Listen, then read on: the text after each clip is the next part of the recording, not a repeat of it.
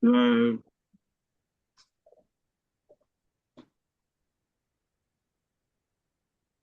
okay, so I can start now. So, good afternoon. My name is Daniel Okene, and this me alongside my group members Miriam Adegbite and Suad Aluba, we are presenting or defending our group project, which we've done for the course module on network research, and we titled our group project NX Sentinel. So, giving an overview, NX Sentinel is a modular automated penetration testing framework which which its main purpose is to help us standardize the attack lifecycle, ensuring that every security assessment follows a compliant and repeatable and efficient methodology. And we have that in the industry, manual penetration testing is often prone to human error. Steps usually get skipped, flags get mixed, documentation sometimes is poor, and that's why we've done our project, which we've titled NX Sentinel, to help automate the standard kill chain into 7 distinct phases. From the foundation phase, which involves preparing the data or the word list that will be consumed or used by the later phases, to the last and final defense phase, which involves set patching the holes in the defense in the target. So I'll start by demonstrating the first 2 phases. So starting with phase one. So we start with phase one, the foundation phase. And in any penetration test, the quality of what we do depends on the quality of our input, those word lists we are using to test our systems. If we attempt to crack password using a dirty word list, that is word lists that are not clean, having spaces, duplicates, comments, and whatnot, we are simply wasting bandwidth and time. The purpose of this phase one is to strictly sanitize our data before we interact with the target. This ensures that when we reach the exploitation phase, that is the later phase is phase four, every packet is valid, every brute force attempt is valid, and it's a high probability attempt. So I'll be starting it off by demonstrating. So I would run the scripts. And as you can see here, I'll start the full attack lifecycle.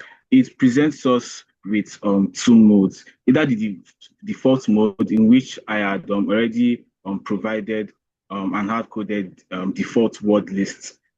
In cases where the user doesn't want to use a custom word list, they can just quickly use the default one. And option 2, which is the custom word list, which is one we more frequently use when penetration testing, because oftentimes we customize our word lists to be tailored to the targets we are attacking, whether we use CWL to crawl a organization's domain and whatnot. So I'll be selecting option 2 and enter the full path to the word list. So here it prompts us to enter the path to the word list. So the word list I am using are the ones stated here, pass.txt, usr.txt. Just to show you how unsanitized or how unclean they are, let me cut it. So pass.txt, you can see spaces, comments, it is not clean. And let me cut user.txt. I intentionally made the word list short so as to save time when in the brute force in later phases. As you can see, user.txt, spaces, duplicates, comments, whatnot, it is not clean. So I'll enter the path for this word list. So you can see user.txt. That is the path to my username word list, and the path to my password word list, pass.txt. And like this, it has successfully cleaned the word lists. And if we cut the output here, we can see it's this cleaned word list, the clean username list, the clean password list are saved to this part. So if I cut them to display for you, you can see it has been cleaned, the duplicates were removed, the double spaces were removed. And if I do the same for the clean password lists, as you can see, duplicates were removed, spaces were removed, comments were removed, and thus it is. And explaining the code behind this, we have that the core code that because phase one relies on the phase1.sh scripts, and the core function in this code that allows us to clean this word list is this function we defined here, clean the list. And what it does is that it takes the input, the first argument, the first external argument as the input, that is the word list to be cleaned. The second external argument as the output, that where the name, the full name or full part with the file name where the word list to be saved. And the third argument is provided as minimum length. So we know that normal password practices, we often see passwords often have lengths at least above, lengths of 4 characters above. You rarely see passwords of just 1, 2, or 3 characters. They are not valid. So as you can see here, what we've done is that we've defined an if block. So it takes, we call the function, gives it the input, which is the word list, and we say, oh, if the this is in the case where the third argument, which is the minimum length that we expect for the password or for the elements in this word list, whether it's username list or password list. So if that argument is not empty, then we cut it and feed it to this text manipulation chain or command chain, which are using the pipeline operator to do. So first of all, we do tr-d to delete those Windows carriage characters. These are those invisible characters that are present in Windows text files to ensure that it's compatible when we use it in Linux and whatnot. We did grep v this pattern to ensure that we remove those empty lines, those lines where there is no text inside, it's just nothing, just empty. We use this to ensure that that is removed. We also use this grep pattern to ensure that those comments, those elements that maybe username or passwords that are just commented are removed. And we use sort and unique to ensure that the duplicates are removed. So instead of multiple occurrences of the same username or the same password, which if left alone would make the brute force attempt in later phases redundant, this streamlines it to just one occurrence. And if the minimum length is specified, then it will filter to display only those elements, or whether it's username or passwords that have at least that minimum length of characters or above that minimum length of characters. And by doing such, like I've demonstrated, we were able to clean our word list from the messy word lists they were, something as messy as this, to the cleaner version. Okay, can we move to the so that's the phase one. So moving on to phase two. Can you hear me? Yes, can we I can concentrate on the functionality of the script, not mainly the coding? It's not software development. Okay, no problem. No problem. So I've covered the word list. So moving on to the second phase. This is the reconnaissance phase, and we know that this is usually the most critical phase for attackers when they want to, before they attack a system, they have to perform their reconnaissance to scan or to map the attack surface, to know what to attack, what software are running on the ports open in these systems and whatnot. And what we are doing in this phase of this project is that we are aiming to identify what exactly is running on the target. In this scenario, the target is our Metasploit2 VM, those services that are running on the target, and being able to map those services to potential exploits available for those service versions in the MSF console database. So unlike a simple nmap scan, if you can observe just quickly, just for illustration's sake, let me hide the floatability control. So if you can observe it here, you can observe it here in the code nmap db underscore nmap. Okay, is in the RC file. So db underscore nmap. We can see here. So this is the resource file that we use to automate the MSF console command. So this is not a standard Nmap scan. This is a Nmap scan that will feed the results of the scan into a created, in a structured manner, into a created Postgre database table that has already been created. So how the phase works is that, first of all, when we launch the scripts, as you can see here, when we launch the scripts, we first start up the database. So the MSF console database depends on the Postgre SQL service. So we first of all make sure to ensure that that service is running, which we had already done in the code. And after that, after we ensure that the database is running, and we also initiated the MSF console database. The next thing we do is that from the results of the Nmap scan, if you can observe this loop here, from the results of the Nmap scan, they are saved in a structured manner in the database. So this RC file, this is a critical or the core block in this RC file, because for each of those services in the database, it will look through each service in the database. For each service, it will only allow those services in which their ports were opened. It will only consider those services in which their ports were opened. And for those services in which their ports were opened, it would search according to their service, their version banner, the banner info of those services.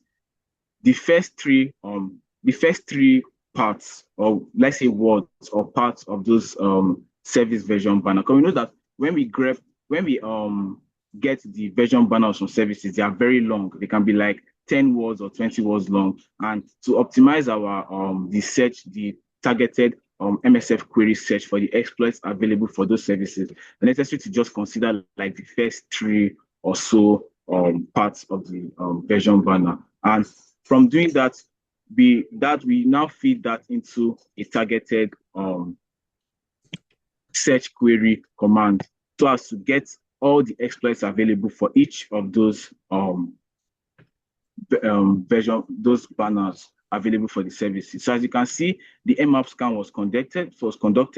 The following ports were opened, and for each of those ports that were opened, these were the matching modules, the matching exploit modules available for those services in those particular service versions from the MSF console database. So from doing this, we've not only been able to automate the scanning of those systems, but also mapping them to potential exploits, drastically saving time. So in essence, that is the functionality of phase 1 and phase 2 of our NX Sentinel project. Thank you. And I'll be passing to my colleague to continue. Sorry,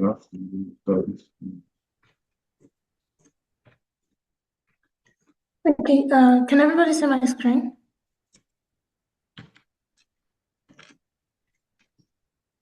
Yes, we can. Oh, okay. So, hello everyone. My name is Mariam Aramide Adigbite, and I'll be picking up from where Daniel left off. So, I'll be explaining phase 3. So, the purpose of phase 3 is to capture and to analyze network traffic during a simulated Metasploit exploit attempt. So, to achieve this, I used the information from the configuration file, like the target information, the IP address, and then we used Tshark, which is a command line Wireshark tool to capture the network packet information, and it also filters. Yes, and it also filters. We use the -F to filter for packets involving only the target IP address. And from the execution here, so at the end of this script, this phase 3 script, a packet capture file is actually generated and it's saved to the output file. So output to the pcap file. So essentially, like what this script does is, the phase 3 script does is, it triggers a simulated SSH login attempt using the Metasploit console, and we use dummy credential to enable to authenticate the to simulate the authentication to be able to extract the TCP and shake header. And after analyzing the capture traffic and identifying the TCP and shake data, we're able to extract the source IP. So in this case now, it was in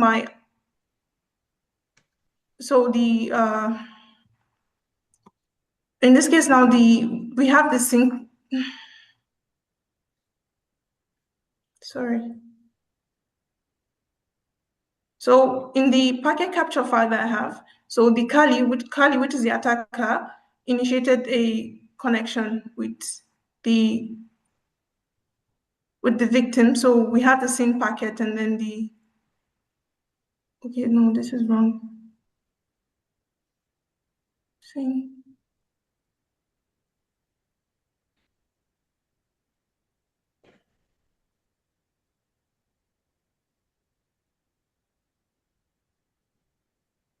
Sorry.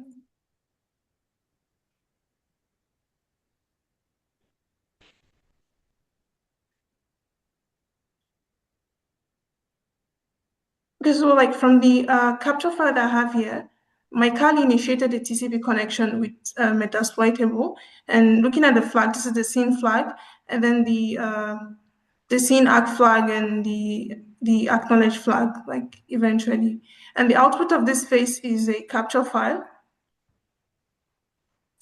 And moving on to the next phase, which is phase 4, the function of phase 4 is to perform SSH brute force attack to gain unauthorized access to Metasploitable. So to do this, we used a custom, we provided the path to the custom word list for like the username and the password. And we used the Metasploit console to simulate an attack. So using the username provided against the passwords that were also provided. And we also specified the host, the target IP address here. And as we can see, okay, no credential was detected. Sorry.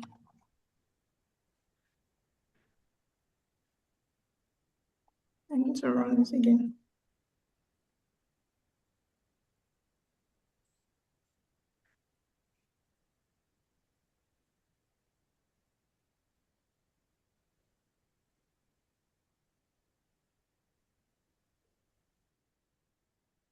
So I'm going to use the default word list.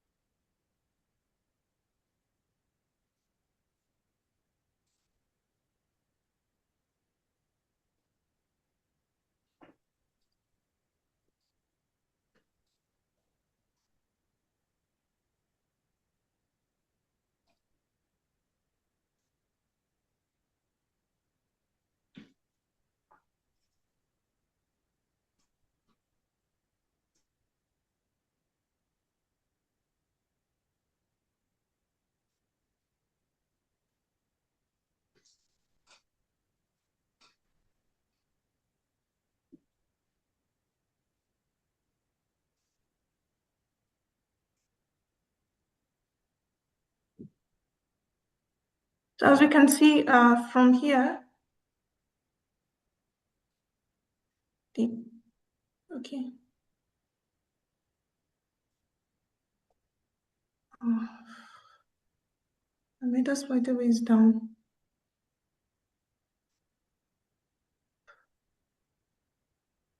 What's happening? You did not practice this before. You seem to be struggling with it.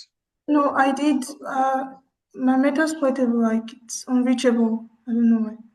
Trying to. Then you download another one and actually throw that one away. If it start giving you problem, you download another one and you throw that one away. Can somebody take up that part from her and actually present that part?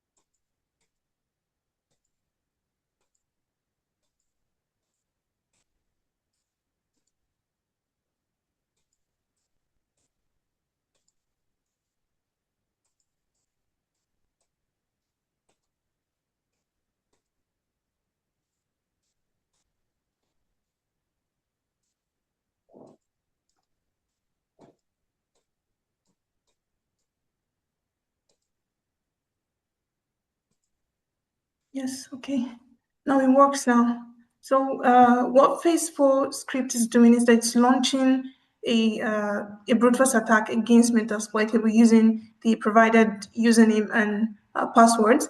And the one major reason why we need this phase is to also harvest the success credentials. So like the credentials that were the correct credentials that will also be used in phase 5 because we need the correct credentials to deliver the payload in phase 5. So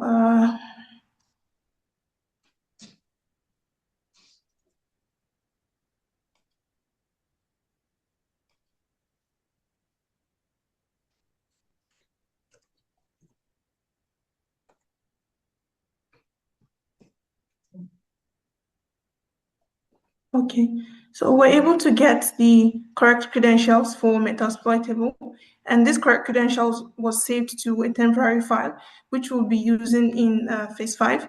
So for phase 5, the purpose of phase 5 is to generate a malicious payload and deliver it to Metasploitable, which is the target machine in this case, and to also execute that payload so that it can connect back to the attacker. So we're essentially like, we're working with a reverse shell in this case now. So in this case, in this phase now, the user uses the MSF Venom, which is a tool, a command line tool to generate the payload. And we generated a Linux payload. We set the Linux payload, and we set the listener, the IP address of the listener, which is the attacker in this case, and the listening port, which is 4444. And after that, then we use SSH pass to log in into non-interactively to the target to execute the payload so that it can connect back to the listener. And as you can see, a Metapreter session was successfully executed, and the payload delivery was also successful. And that is the end of phase 5. So I'll be passing it on to Swad to present the last 2 phases.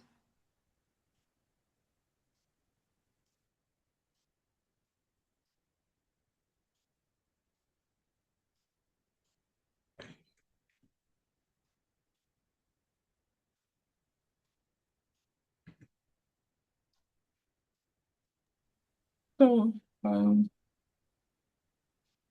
okay.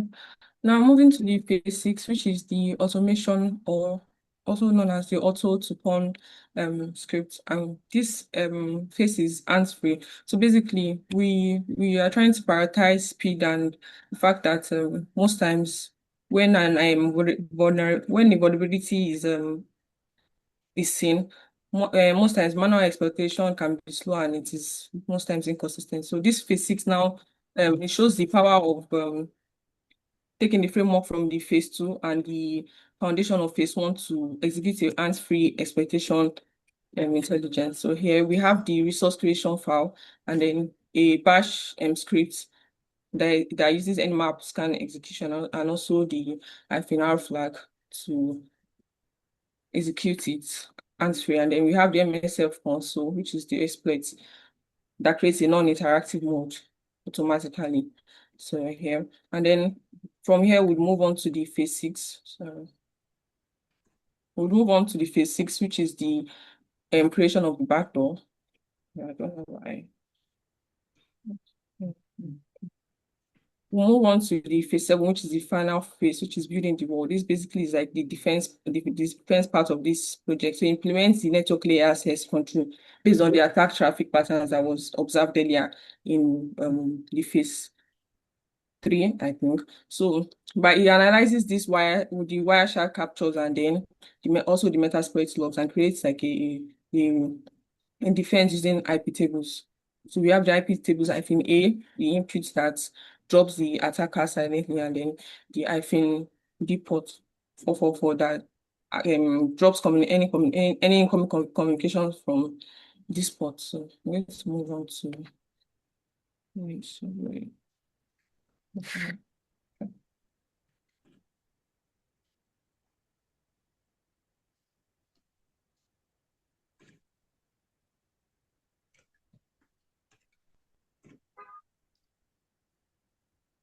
Sorry, are you done?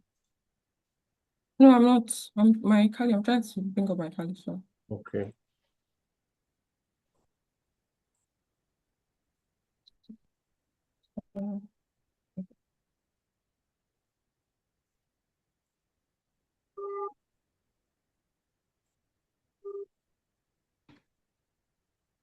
Okay. So now I'm going to continue to the phase 6. This is the phase 6. So it starts to load the master script, which is the resource, the autopon master resource script. So here, and then we are currently running the phase 6 autopon bash script. So this generates the payload. And then what this phase basically does is that it establishes the connection and then it extracts file hashes from the etc shadow file from Metasploitable on this part. So yeah, it Not session found. Sorry. Okay. So here it starts to trigger the payload in this file. So something is still running.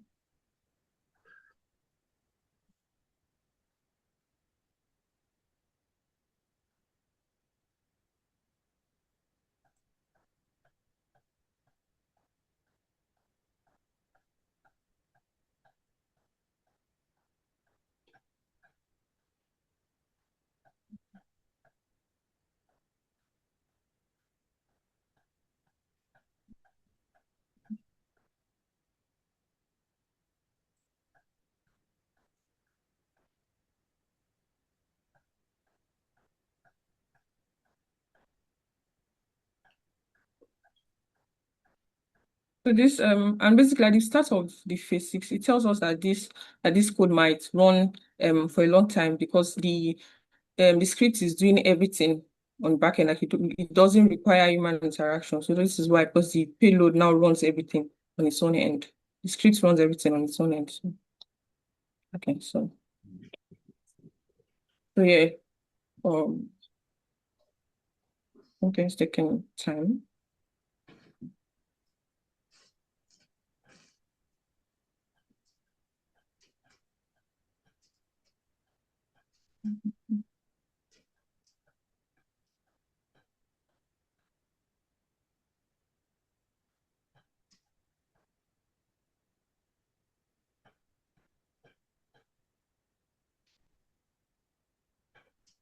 We don't have problem. Okay.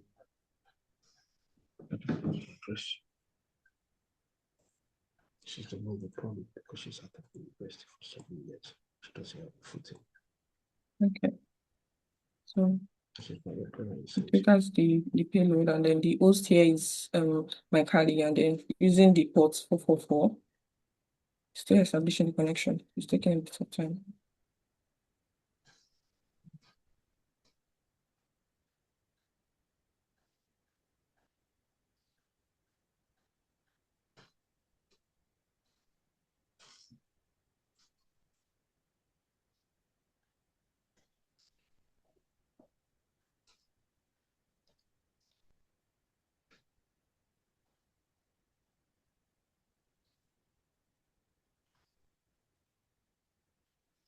Okay.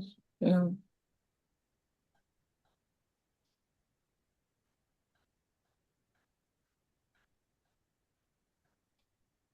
A reverse TCP mandler was created, and then it's waiting for the callback from Mr. Perspective.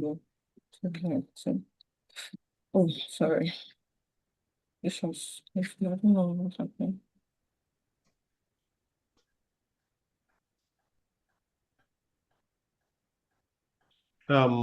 This your presentation. I think the first guy who actually started off on the right note. I will assume you have not taken penetration testing. I will actually say your presentation you are maybe for every year my mindset changes. Maybe it was last year. I'll be looking at you guys, you are trying, but for every year you come up what different. So you can stop sharing your screen, please, because I don't see what it's good you are following, you're still in network research. You're following the technical capability building. However, the game is changing in the industry. There's a need to overhaul what you do and how you actually present yourself to people. So anybody listening to you want, like I said from yesterday, I just that's the Open Web Application Security Project, the top 10. If you come here, top 10, that's what companies work with. I get it clearly. That's what companies want to see. So the industry does not, the last one that came out was 2021. I think it comes out every 4 years. Now, they expect you to be able to demonstrate that you have capability to actually resolve all this 2026. Now, having said that, when they say clear thinking pattern in any track, or they want to see how you resolve, you understand, they want you to communicate methodology.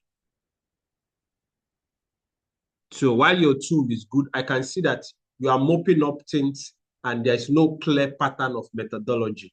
Now, in penetration testing, the first thing you do is what? Discovery. You want to discover the target, what you call information gathering. So all the tools should point through that part. Now, the next part is enumeration, where you gather what? You try to discover loopholes. So you'll be doing penetration testing, you see a lot of enumeration. As you are doing machine, you get a lot of enumeration. The next thing you want to do is what? Foothold. Can you exploit those what? Vulnerabilities that you've seen? The next thing you want to see is what? Privilege escalation. Now, after exploiting it, can you increase your capabilities that you become a root user within that particular what? Victim or what enterprise? Do you get it clearly?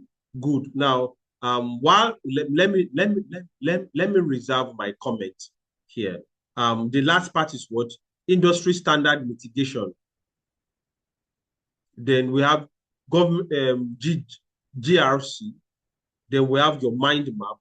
So whatever tool you are developing should follow this pattern. And if you are developing anything, put down some stuff here. Now, from your capability, map what? It to everyday penetration testing job. So you are not developing a tool for us to see. You are developing a tool that you have a commercial value. It shows you understand a day in the life of a penetration tester. What they do, how they go about it. The tool should be able to address what? Discovering vulnerabilities around the top 10 OAPs and network penetration testing.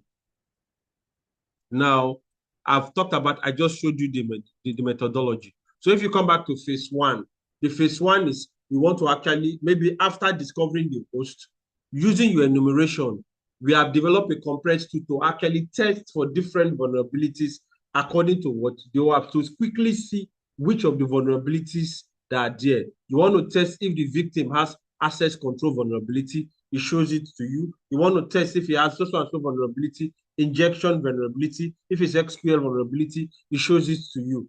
That is what the industry wants to hear. Now, when you see this vulnerability, can they be what? Exploited? If they can be exploited, show us how the tool does that. Now, can you move privilege escalation in automation, or you want to do it manually? Now, what industry standard mitigation are there to actually ensure that in the real life setting, what's the vulnerability can be properly patched and managed? What governance, what GRC, what frameworks protects are you trying to actually then the mind map of what the PT, the penetration testing. So whatever you're doing, let it align to that.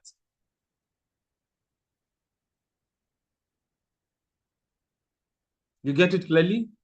So the second part I need to talk about is simply we have designed this program where after the training, we don't want to give anybody any support anymore. It's a waste of our time. It's a waste of our effort. It's a waste of, so if you are not following whatsoever we tell you here, once the training finishes and your license expires, this is one. She never recorded one video while in training. It's after training, she's now disturbing us. Training has ended. We have them from 3 years ago. So it's a waste of time. We have people who come into training and they start arguing with you. They tell you, you just be looking at them. When they're learning, they argue with you. When they finish, the reality is joblessness. That's the reality. So if you're doing anything and it's not speaking to this framework, nobody is seeing any clear pattern of what you are trying to do. Now, in the other documents I showed to you people, I told you we have what? Network penetration testing. We have what? Application security. That's what I've covered in OAPs. Now, the heart of API, the heart of what? Cloud infrastructure penetration testing, you're not covering it. But those first two, you cover them judiciously. You move into what? Different vulnerable machines, and you actually what? Solve them. As you're solving them, update your knowledge on your tool. As you're expanding your enumeration techniques, different ways you actually check to see if there are loopholes on a what? on a target, you can get that done. I hope you get it. Good. So I think that speaks to that.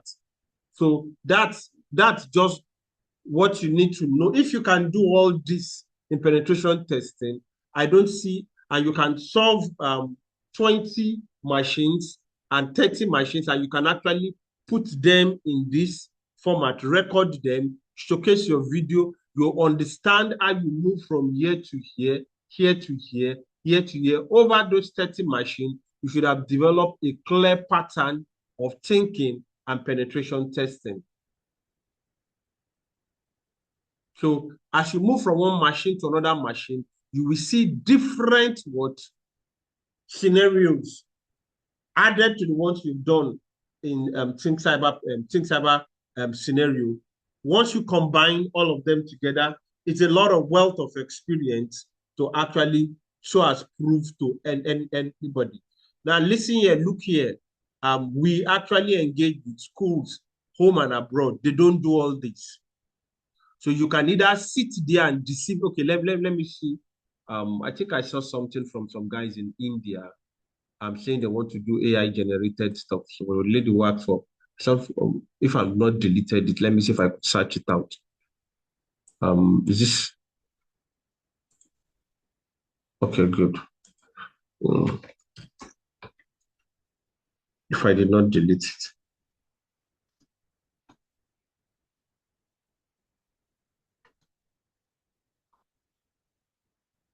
It's just to show you where AI generation. Okay, that's it.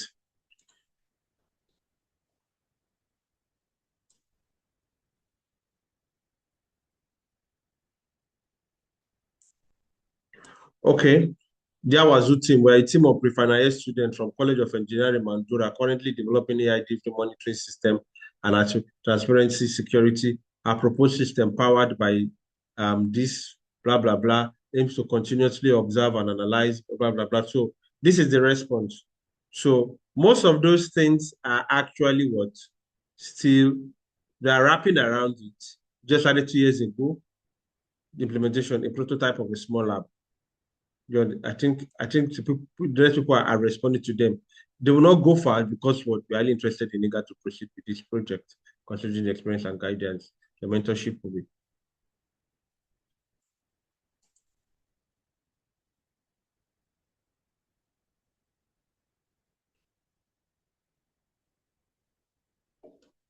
So that's to tell you that whatever we're doing here, we are not we're not university people. We are industry vendor, real industry vendor people. Now, having said that, so whatever we're giving to you here is what they do day in, day out in the industry. So if you come here, people come here and start arguing with us. And simply because they're talking to some bunch of rats who call themselves, I don't know what they are looking for, SaaS or this thing. They are not cybersecurity people. And it's one or two or three stupid policemen looking for what to actually lay his hands on to actually use to get promotion. They've been looking around since 2018. And for all it's worth, I've not seen anything good that comes from them. Can anything good come out of Nazareth? The answer is no. It ends up in what? Embezzlement. They're just looking for money to embezzle. No, that just so they come. I don't know how they get hold of the students and they distract them. They waste their 1 year. I don't know the lie they sell to them. At the end, such students don't actually fit into the industry. So this is what works.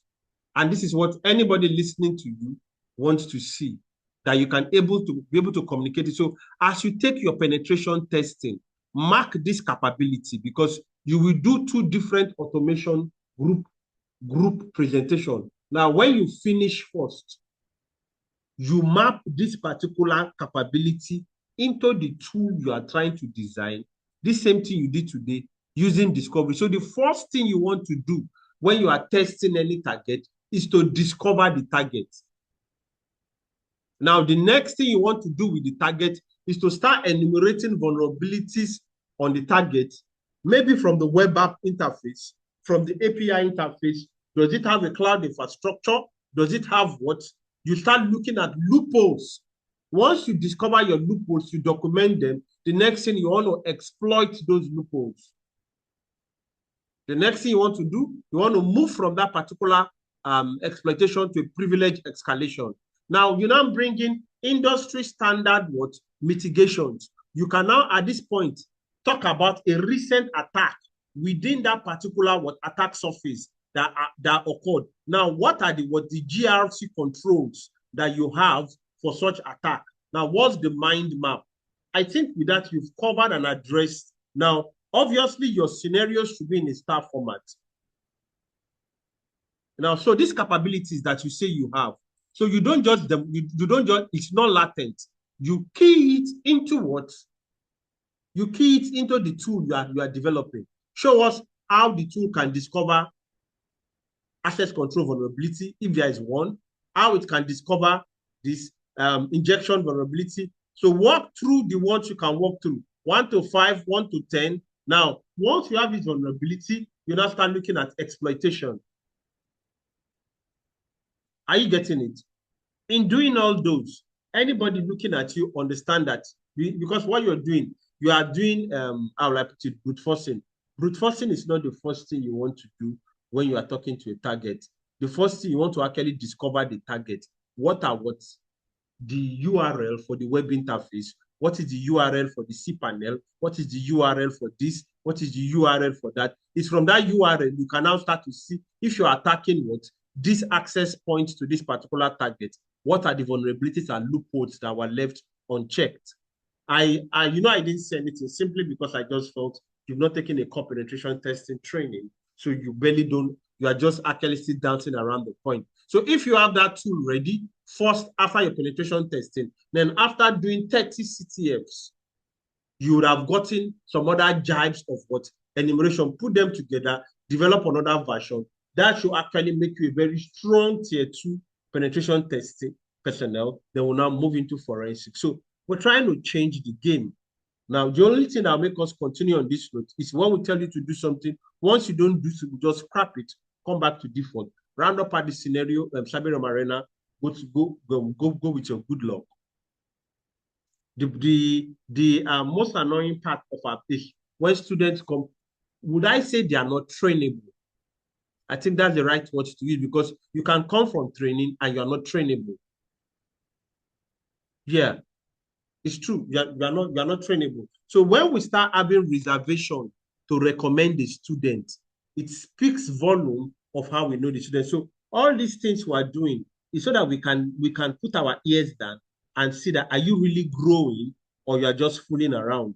So as you are presenting, we are picking, but you are going to the part where the knowledge becomes commercial. There is a need for you to properly align your capabilities to commerciality so that you're able to sell. So what it simply means is this, now map this skill as you are actually doing the penetration testing, mark it that you can do it. Now, when you are developing any tool, it should come with this particular framework. So I think that's the end of what we need to talk about. So your tool, if you are doing anything, ensure you test it properly and test it very well. So it's a choice. You can listen to those bunch of marauders who deceive themselves, saying, well, while they are protecting how will I put it, properties, cybersecurity, online training has gone nothing. There are thousands, that's what Abia State Governor told them. There are thousands of militants in Sambisa Forest killing people. There are thousands of what they call them, bandits and jihadists kidnapping around the bush. They should go there and look for people.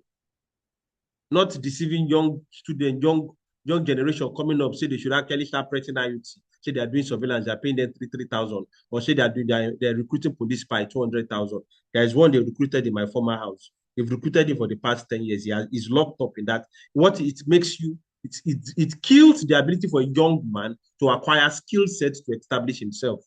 It's not that we don't know all these things. High and above what you do, we design security frameworks at government level. So don't let those idiots looking for cheap promotion use you as a bait and a tool. They come here all the time, say they are recruiting or they call them police spy, or they waste their time. Those people don't get good jobs after that. Because most of the time, when you have one, you feel so complacent, you're actually not doing anything more. They don't come back to tell us, but we know that's the truth, but we just keep quiet. It's been recurring. They come, they're only looking for cheap promotion. They will use you to get promotion in their job. That's what they're looking for. Hold your destiny, get a skill that is sellable across the world. You see the way I actually enumerated it? That is what anybody, whether it's in India, whether it's in, well, you can see, I will say the India guys are always at the top. You can see the kind of project. Those are final year student projects. You can see the kind of project. The kind of project they are doing in Unilag. Is that the kind of project? Oh, so why? Because you see that they have having access to world-class technology vendor changes the game totally. Unfortunately, we didn't actually know all this while we're still in the university. It's a different ball game. The professor in the university is not a technology vendor. There's a difference. So there is technology vendor, there is what? Citadel of learning. So please, do you have any question for me? So your tool, anything you're doing in penetration testing, it should mirror a day. If you come here, you type a day in the life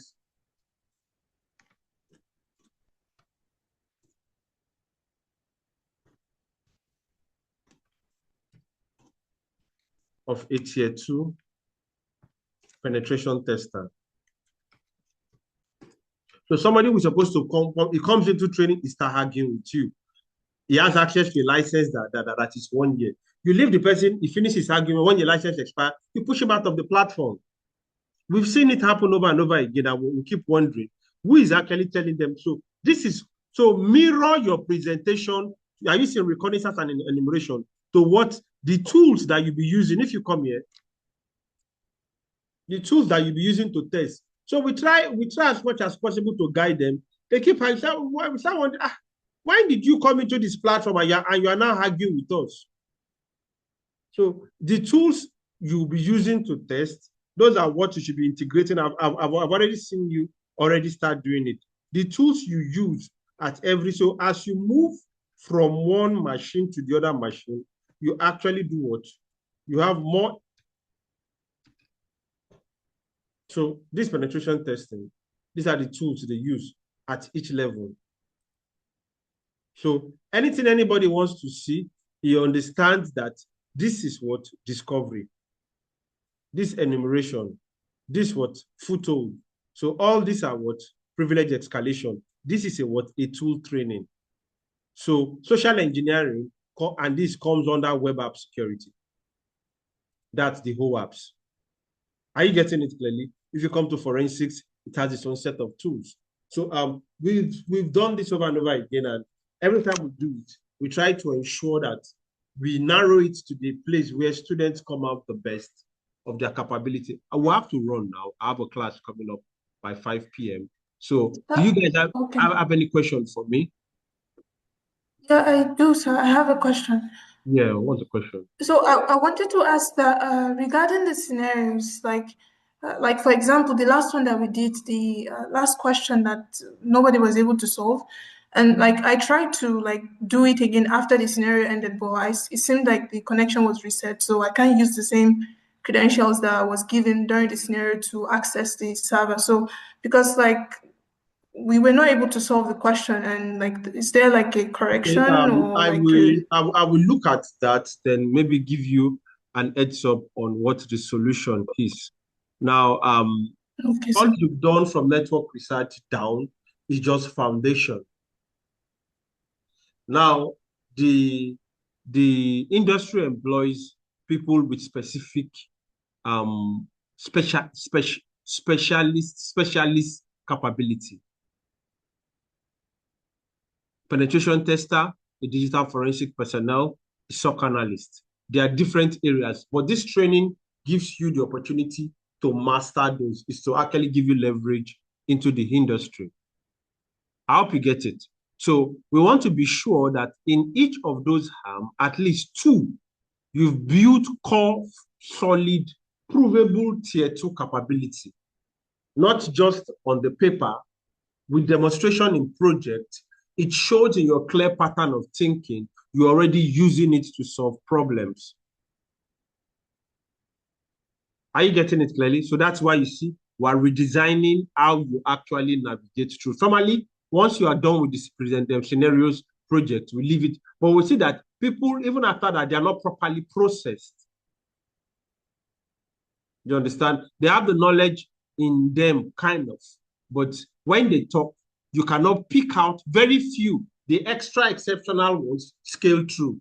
However, it's not a default alma mater. So that's what I'm trying to do, to ensure that after spending all those time, whatsoever level of latency is in you, it comes out potent. It shows in the way you, and when they talk about penetration testing, you don't need a soothsayer to tell you the methodologies to fall through, because you've done it over and over again. You've automated it. You've done presentations. It's become what? A system in you. So it addresses what this guy was talking about here. I think I shared it with you people yesterday. So not everybody can work that way. Some people are lazy. That's where we start actually splitting the class into two. If you come here, so you'll be taught in penetration testing how to do penetration testing reports using Cherry 3.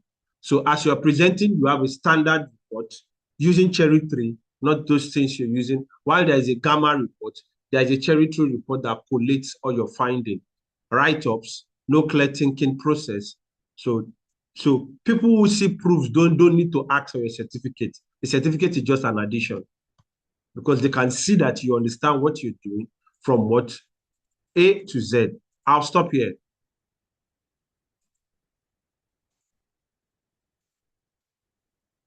So we've had, I think the last part is, you'll be given a document in the course of the training. We'll send it to NSA, we'll send it to DSS, I will send one to EFCC. The few people you sign on it, the few people we have trained, we've noticed that most of them actually start fooling around, and they actually come back. It start giving, while the police does not come back to us, we hear some flimsy stories. So we will send them back to them that this is what the kind of training you are taking. According to best practice, you're supposed to use it ethically within the scope. At any point in time, they discover anything, think cyber name should be withdrawn from it, and you should actually stand and face the consequences of your action. So I think that brings sanity to our process. So the ones who are just taking in, that has been communicated to them. So the younger generation, we're getting to see that while they are growing very fast, that they are not growing with defenses in their head. They actually just go and watch lots of social media, and they actually are not, they lose a little bit of culture. Some of them are not properly trained. So we want to actually address that and put sanity. So that has actually is written boldly here. Compliance protein. So that brings sanity to what we do. So I think that's all from here. So it gives at least it helps kill the noise and protect what we do here in Nigeria. So anybody that decides to actually join HK gang after training, I'm sure the police, the rest of them are there to actually handle that case rightly. So I'll stop here. If you have any question for me, penetration testing class starts tomorrow. So see you guys all in the class tomorrow.